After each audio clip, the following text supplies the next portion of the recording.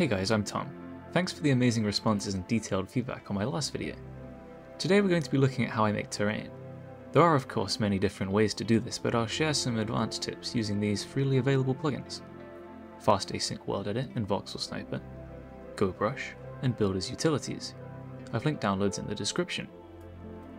goBrush is a height map terraformer.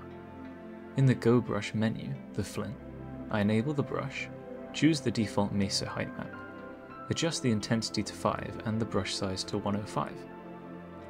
Facing a blank canvas can be daunting, or a diamond block canvas in this case, and so I highly recommend using reference images of other media. For example, a quick Pinterest search of red alien terrain provides these results. Inspired by this image, I start laying down the sides of a river valley, flanked by an intricate ring of sharp hills. When the shapes begin to feel too steep, I simply go back into the goBrush menu and decrease the brush size by around 30. This allows me to build up peaks, but also to give the valley some smoothness. Once you're happy with the basic terrain shaping, select the entire region and use the Smooth command. If required, you can use the Flatten brush to level out areas where you want to place trees and/or structures. Next, we can use Voxel Sniper to make more interesting shapes. To keep things simple, I'll be using the ball brush, as well as the blend ball brush, with sizes between 3 and 5. This clip demonstrates how I formed an arch with the ball brush, and how you can use the arrow and gunpowder with the blend ball brush to smooth out these shapes. Using Voxel Sniper, I dotted overhangs around the terrain, as well as a couple more arches. This was probably the most time-consuming part of the build, because it required forming lots of small, separate shapes. I think that it's an important part of the process, however, because it breaks up the pattern of the smoothed peaks, and just makes the finished product look more visually interesting. Now for texturing.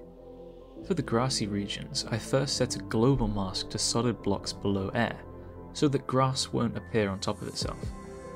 Then using World Edit's angle mask, I replaced degrees 0 through 50 with a placeholder block, here green wall.